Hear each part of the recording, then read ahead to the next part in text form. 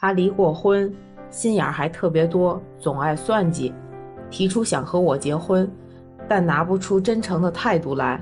我觉得我们俩不合适。我从上段失败的婚姻中总结出了经验，我只是想多一份保障，但他不理解我，总觉得我虚伪。这还没结婚呢，就对我的生活指手画脚，还总是小肚鸡肠的，跟他在一起真的特没劲。他想事情太肤浅了，我做什么在他眼里都不对，我就是想跟他踏踏实实走下去，但他不相信我。有请这对情侣，有请。男嘉宾侯先生34岁，来自河北，活动策划；女嘉宾张女士32岁，来自天津，导游。有请两位，有请。主持人好。主持人好。欢迎两位哈。抱团旅游，对，你是导游，是。你看上人家了，对，然后就变成了男女朋友。对。今天为什么来？我就是想跟他分手，在一块儿1年多了，慢慢的就觉得这个人不行，特别爱算计，小心眼儿，而且也不大老爷们儿，天天特别爱计较。你扣了这么多帽子，说事实行吗？行，我不是岁数大了吗？家里催婚催得紧啊。我们俩也在一块儿一段时间了，我们就聊这个未来的规划嘛。他就说，就是按天津的习俗来，要给一个10万块钱的彩礼。哦。然后在我们天津买房，因为我肯定不去外地。买房的话呢，他说就是付个首付，然后剩下的就是贷款嘛，我们2个人一起还。然后他说有个条件是什么呢？是说让我们家出一个10万块钱左右的车作为陪嫁。其实主持人到目前为止啊，都还挺正常的。您猜他后面给我来一句什么？他跟我说，这彩礼我可不能一气儿给你，婚前他给我一部分，婚后过了1年以后再给我一部分。我当时我就火了，您知道吗？我听过分期付款买房子的，我还没听说过彩礼还得分期付款的。不像他说的这样，因为我经历过一段婚姻，然后哦，您离异过？对，我离异过，我跟上一段结婚不到1年就离了。你也知道，这个结婚它确实是一件人生的大事，无论从人力是吧，物力财力各方面。我老家是沧州的，因为从结婚到离婚，你要表达什么？我整整被前妻损失了将近20万。我也是一个普通的家庭，所以我当时就跟他商量。这个因为你就说我手头没那么富裕。对，主持人您知道吗？那我肯定不知道。就这个事儿，没过2天，他又过来找我了。他跟我说什么呢？这10万块钱可以一次性给我。我以为他想通了，我说这还是点意思。结果人大哥从口袋里掏出来一纸条，告我婚前协议啊。我当时我都想把这纸条扔他脸上。后来我就想，我到底看看你能提出来多奇葩的要求。再一看，好家伙的！这10万块钱是给我了。如果说我们俩1年之内离婚的情况下，我还得把这钱给他。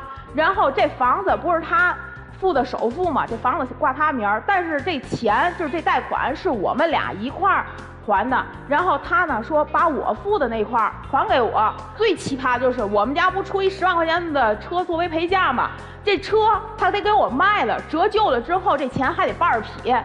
你说他这不是掉钱眼里了吗？天天算计来算计去，拿我着补了是吗？确实，人经历过一段失败的婚姻，肯定各方面相对来说就要谨慎一些。所以我是问了一下身边的朋友，想出来这么一个办法。我是跟他商量这个事儿，我们已经听明白了。往下说，还有啥事儿？过年的时候啊，大年30那天，我在外头带团了。他呢，中午12点给我转了200块钱红包，我本来啊心里啊真的还挺开心的，我就问他，我说你转这200块钱什么意思？我当时还笑呵呵的，我说什么意思啊？他当时跟我说，嗨，这不是过年过节了吗？慰劳一下我。我说这就200块钱。然后当时他听完了之后，我当时不就是说了一下吗？想跟他撒个娇。他听完了之后，他那个音儿就变了，他说。那你想要多少钱？你说。因为平常，你像什么情人节啦、过年过节的，然后都有发红包，所以就给转了200。当时他就不是很高兴了，所以跟我就来了一通，然后我就解释了一下。我跟他说呀，你这样，因为我朋友圈里人家大家都在秀恩爱，我说你呀转个1314，我回你个520，然后我截个图发个朋友圈秀个恩爱，然后回来之后大哥人家给我来了一句，你这是站着就想把饭吃，我怎么的？我不站着吃饭，我跪着吃饭。那我转红包过年了，表示一下还转出错来了吗？这不是钱的问题，这就是一态度的问题。我跟你说，我收你那200，我变不成亿万富翁，我没有那200块钱，我也不是穷要饭的，你打发谁呢？我没有要求你给我买什么 Prada、Gucci， 就那些个奢侈品。你哪怕说宝贝儿我爱你，这也是一句人话。你让后面说什么我不能吃亏，到底咱俩谁吃亏？怎么还扯出吃亏来了？对，咱们之间谈恋爱肯定不涉及到然后谁吃亏谁沾光的事。行了，你就别说了，你还说什么呀？接着往下说。就是因为啊他是2婚，所以我妈呢挺担心我的这个事儿。我妈一直说人家是在这个婚姻里打过一圈的人，我呢一点经验都没有，害怕我被欺负，所以我妈就说咱不能就是说被人家欺负，但是咱们也不能占人家的便宜。所以一开始他先追的我嘛，他先请我吃的饭，我就下一顿呢，我也请你，咱们这样有来有往的，这是刚开始。但是后来我们俩确定关系之后，他就认为这个事儿就已经是默认的规定了，就变成 AA 制了。一开始都是我掏钱，慢慢的就是他抢着结账，我就认为是吧，这个女性然后比较独立，所以我也就默认了。这事儿就默认了。要是给你钱，你是不是也得默认，是吧？哈。我就是为了让他在我妈面前刷刷存在感，我自己掏腰包买了一个小电瓶车，正好赶上端午节，我说你拿着这车钥匙把这车给我妈送过去，顺便呢你买点营养品，买点奶粉，买点粽子。结果他可倒好，拿着一袋糯米，拿了一个大枣，然后骑着小车就去了，把原材料给我妈送过去了。哎，我这个好心不仅没让他接收，回来还急死白脸子呲我说我妈没给他好脸儿。主持人，你想现在现成的枣，现成的这个粽子，谁都可以买。我是专程从老家买的金丝小枣，然后买的这个纯绿色无公害的这个糯米什么的。然后我心想表孝心，然后去丈母娘的，让她吃一个健康的、有营养的，是不是？你帮着包了吗？你告诉我。我是真不会，但凡我会包的话，我肯定是煮熟了就给送过去。能吃不能包。我一进门啊，他妈就愣了一下，你怎么过来了呢？我说这不端午节了吗？我过来给您就看看您。我进门了以后，我坐下了，他妈就是没有好气儿的，就是冷鼻子冷眼的。那是你第一次上门吗？对。那你为什么没陪着呢？我当时在外头工作了嘛。我就说让他自己去，然后有一个惊喜，让我妈知道一下。你看这人年节我不在，他还想着替我去看看二老去，这不也挺好的吗？对，彼此惊吓一下。等于去了以后，阿姨把你审了一顿。对，审了一顿没好眼的，而且也没留我吃个饭。我不是奢求，是吧？我去了以后，你多隆重的去招待我。我生气在他当时连他父母就都没告诉我。你但凡留下吃个家常便饭，我心里回来以后我也不可能跟他有脾气。我在他的心目中就是没有那么重要，还没有那么重要。我自己花着钱让你给我妈送过去，还没有那么重要。我也没让你掏钱。我跟您说，主持人他就是没看见回头钱。哎，这话说的，哎，当时这个阿姨收那电瓶车没有啊？收下了。你说是这闺女买的还是我买的呀？因为我这个啊都没来得及表达，就阿姨没说把电瓶车拿走，还真没说，没说把枣和糯米拿走。毕竟，然后我伸手不打笑脸人嘛，我上门送礼了。如果是强行的，然后退回去了，那我俩往后也走不到现在了。哦，懂了。还有别的吗？我这个工作呀，他不是导游嘛。他呀，看我这个工作是鼻子不是鼻子，眼睛不是眼睛呢，他总想让我把这个工作辞了。你说咱俩从这个认识到现在也1年多的时间了，咱俩掰手指头算算，咱俩吃过几顿饭，咱俩看过几场电影。但是你见我的那一天就知道我是干这个工作的，你不能说因为咱俩搞对象了，我就得把这个工作辞了呀。因为毕竟以后咱们要涉及到照顾老人，对吧？如果有了孩子以后，还得照顾孩子。不是，那我就不明白了，为什么得是我生孩子，我还得养孩子，我还得照顾孩子？那我5险1金谁给我交？我工资谁给我报？都是你吗？靠你来养吗？你现在就掉钱眼儿里头了，那我以后怎么拿钱养孩子、照顾老人？您知道吗？他为了缴还我的工作，他有一段时间回老家河北了。我呢正好带团路过他老家，他就跟我说咱俩好长时间没见了，我正好也报你个团，咱俩说白了2个人腻乎腻乎呗。我说行，我就跟公司报备了，正好车上有座。第2天我去接他的时候，大哥自己开了一个小面包车，一打开里头全都是大枣，他就要把这个枣往车上拿，我给拦下来了，因为我们的团是不允许出现这种。因为当时啊，这个他的车上都是些老人们。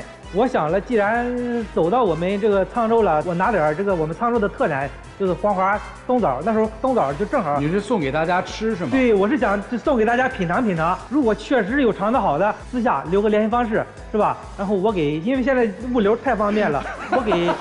你是去卖枣是吗？如果能促成这个生意，那确实不是一举两得的事儿吗？是不是？您看见了吗？他这小算盘打的，我这个东西在我们公司是属于违纪的一个行为。我要是知道这个让他对他不好，那我干嘛干这手里不讨好的事呢？是不是？我就是想着，如果你上去品尝品尝，感觉吃的好了，咱留个联系方式，对不对？之后私下不是你这不就是推销吗？你想，都是你想，天天都是你想，你什么时候为我想过？这不说了啊！这个我听到这儿，我觉得就分吧。他还有更过分的是，还有呢。他就是一肚子坏水儿，你知道吗？而且他还经常发神经病。我呀有几个客人跟我关系特别好，正好前2天香山不开了嘛，我有一个老客人啊，说我有几个老同学一块儿，正好呢我也不愿意抱团坐那大巴车，一堵车好长时间，小张你专门带我们一块儿去爬去，就几个人。我们当时呢在山上玩的特别的好，就是拍点照，我就发了几个朋友圈。哎，完了之后就让他看见这朋友圈了啊，他就天天24小时盯着，你知道吗？就是他说的这个就老大爷，他哪是老大爷啊？一看岁数也就50来岁，浑身上下都是名牌。怎么了呢？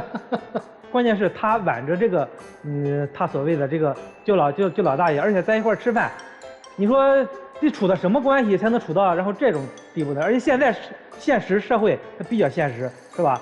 我就感觉吃醋了是吧？我就感觉这老大爷对他有想法。主持人，我跟您说，我是为了保护他。心脏的人看什么都脏。他是涉世未深。就是当时我发完了这个朋友圈之后，他就哐就是这视频1个2个3个就往里头顶，正好让我这客人看见了，他就要跟我客人说话，2人就聊吧。我当时也想，嗨，算了，活跃一下气氛，拉近一下感情。哎，他跟人家说着说人家老大爷人老心不老，人家大爷都60岁了，人都跟我爸一个年纪了，我图他什么呀？我跟他在一块儿，我图他老。这是你的想法，但你保不齐他对你有想法呢，是不是？不是他跟大爷冲突了是吗？他说人家大爷人老心不老，大爷当时脸就挂下来，那旁边都是人家的同学。打那以后，大爷再也没找我报过名，这不搅和我工作吗？就恨不得干不成。哎，那你在生活里跟他提出分手了吗？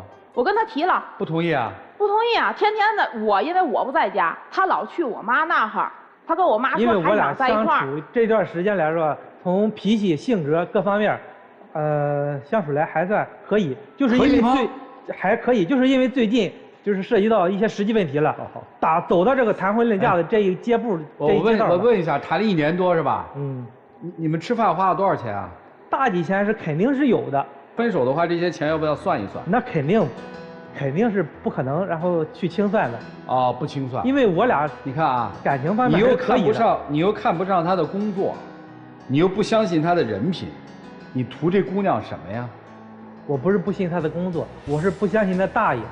你要相信他，怎么会不相信大爷呢？你图这姑娘什么？我图她的性格比较好，大大咧咧的，然后跟我有共同语言、共同话题。那人家现在提出分手，你的想法是坚决不分，还是怎么着？我是想挽回。能挽回吗？不能。那你打算怎么挽回呢？其实我刚才说的那些啊，不是说非得怎么着，它是可以商量的。在天津买个房，少说也得200来万嘛。我家是一个普通的家庭，也拿不出这么多钱来。我是想双方商量商量，看看能不能。你是认为你们俩的情感的关键就是钱的问题吗？目前我认为就是。这是你认为的对吧？对。那他说的那些类似于换工作呀，或者说，占小便宜吧，就类似于这些问题，你怎么考虑的呢？换工作，我只是尝试去建议，好，不去干预他。然后你去吃他这个不该吃的醋。我认为我作为一个男的，对于现实这个社会做的就没错。所以你认为你们俩出现的所有分歧是在财务上，就是钱上，对吧？对。姑娘是现在对这个人有了一个重新的评估，觉得你们在一起不会幸福，或者叫你看不上他，是吗？我是觉得对待感情一定要真诚，要信任。好，明白了，就没看上嘛。一个要分，一个要留，到底该怎么办？老师们，你们说说吧，让我们一起进入丘比特问卷。你们俩其实很简单，他就是想找一个性价比高的，这个人就是一个，在我看来，在情感里面，对不起，他就是一个小人。我说的非常直接。侯先生，您第一段婚姻怎么样？那是你自己选的，你选择了去相信婚介所，你选择了去跟那个人迈入婚姻，你自己就是想，你做任何事情都是想很低的成本，然后获得你想要的所有的东西。你的人生充满了投机主义。不要说什么我家庭条件不好，我是一般家庭，所以我怎么样，这个道德的这种标签不要去绑架任何人。我们每一个人都不容易，没有一个人是说我天生可以什么都不做，我就可以享受很多劳动价值，不是这样子的。这个女孩，她没招你，没惹你，她凭什么这么被你算计啊？她不也跟你 AA 了吗？你哪里来这么高他一头的去利用他，然后完了你还说什么人家正儿八经去工作，你说人家就是老头子图你美色，你心里好脏啊，真的是很脏。他没有说错，你心里会有这种想法，所以你才会觉得别人可能也是这种想法。你现在去跟他讲说什么，哎，你跟他说我要分期给你彩礼，是因为你跟主持人说是因为你现在没有这个能力。别拿没能力当借口，你确实没有这个能力，你现在没有能力去跟人家去谈结婚去干什么，你还想要去生孩子，你说什么以后还要照料老人，你现在有能力让人家生一个孩子吗？你有能力抚养这个孩子吗？你有能力去掏这个钱以后让他在家里当家庭主妇，你还想金屋藏娇啊？怎么可能啊？别说梦话，你放他走吧。还有一点就是，如果你再去纠缠他，姐妹儿咱就报警。就真的别这样，就是你也别祸害他，人家是要嫁人，你不要嫁祸于人。说完了。我先说男嘉宾啊，我觉得你还是从你前段的这个婚姻中没走出来，这是根本。你要是没走出来，你就别追人家，你还带着这个前一段婚姻的一些感受想法，你现在还和人家这个女嘉宾相处，是吧？相处过程中呢，你又是小心翼翼。所以我觉得对人家不尊重不公平，对吧？你看我总结一下，第一个是彩礼，第二个是200元红包，第三个他第一次去女方家拿的什么？拿的那个粽子叶、糯米，对吧？还有枣。说实话，要是我的话，我拿不出手。彩礼分期是可以的，但是没有说我婚前支付一部分，我结婚1年之后再支付一部分。不敞亮，但实际上关键是你不自信，这是根本。他是导游，他接触那个人很多，这是他的工作性质所决定的。他接触30岁男人、40岁男人、50岁、60岁、70岁半的都很正常。你看你在钱方面，这个钱虽然不能衡量感情，但是它可以过滤不真诚。对吧？你的不自信给你的感觉就是不真诚。钱重要吗？钱很重要。一个男人给一个女人花钱，不一定是真爱，但是你不花钱一定是不爱。大度一点，你既然爱他，你就要首先要付出，你不能老是给人的感觉是那个怀疑，对吧？多疑。我要是女方的话，我也受不了。那么女嘉宾呢？我想问一下。你给男嘉宾发过红包吗？没有。然后你去过他家里面吗？没有。他和别的美女在一起，你会吃醋吗？不会。所以呢，我对女嘉宾的建议是这样：第一呢，你很委屈。这个委屈呢，第一是自己很委屈，第二，我觉得家里人有时候都很委屈。我怎么找了这么一个不是很大方的男朋友？但是，尤其是热恋中，我觉得还得互相吧。有520，有1314，那么这些红包特殊日期，那么从法律上来讲，什么叫赠与？赠与一旦给了对方之后是不能撤销的。这女方我提个建议就是，你的如果还喜欢男嘉宾，我觉得你不妨主动一点，也别等着他给你发，你也可以给他发呀。这是第一个建议。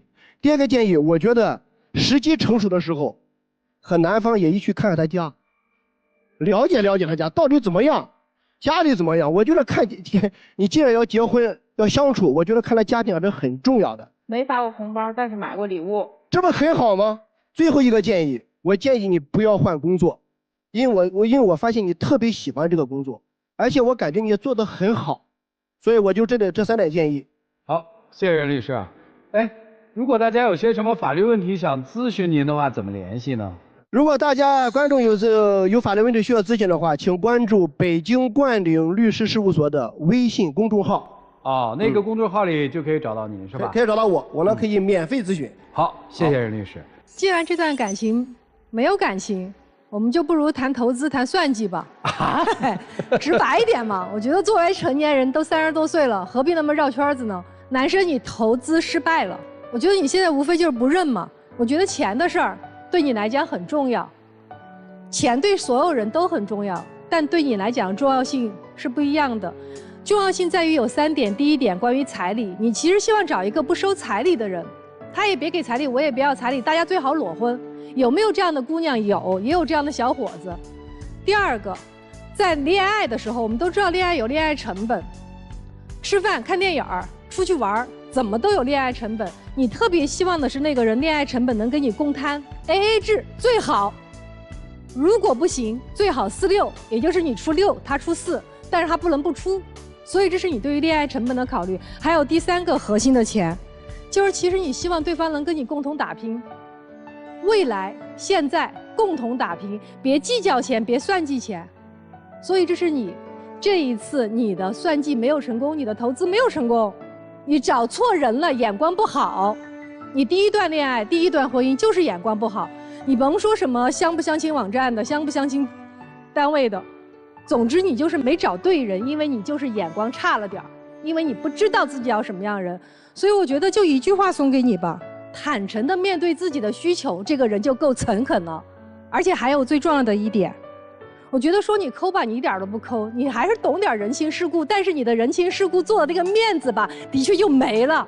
所以要不你干脆别懂人情世故，你要真懂人情世故，按照别人的要求来给予别人人情世故，因为人情世故不是做给你自己的，是做给别人的。如果对方说我的人情世故是家里必须要什么样子，你给不了给不起，那你就别做，换人。因为你的眼光投资是你对于婚姻的考量或者唯一考量。对于姑娘来讲也是一样的，你的眼光也挺拙的，你没有找对人，你根本就没有看好他，你不如早点承认，因为你没去过他们家，你也没给他父母送过任何礼物。我且不管他给你父母送了什么，但是你也没去过他们家，你也根本没想过要做这种事情，因为你压根儿就想看他对你的付出到底有多少，你才能承认你要不要这个男朋友未来再做你丈夫。其实你早就没看上他。所以我觉得2个人都没有谈感情，都不坦诚对待自己未来生活的人，何必还继续谈呢？分开可能对你们来讲是最好的选择。接下来我们一起进入真情60秒。经过这4位导师的意见，感觉让我醍醐灌顶。我以前没有认识到自己身上的一些错误，确实是我格局小了。既然来到了这个舞台上，我回去以后肯定这一条条的慢慢的去改。我希望你能再给我一次机会，因为咱俩毕竟有感情基础。我觉得我做事欠考虑，做女朋友也不够体贴，但是我也祝你幸福。别出来了，体面一点儿。谢谢2位，请回。电视机前的观众朋友，我们节目的唯一官方报名热线是02-236-06301，情感困惑的观众可以来电报名，不收取任何的费用，小心被骗。好了，接下来我们还预测吗？男出女不出，我觉得男方应该会出来，双不出，万一双出呢？来，我们来看看他们自己的选开门。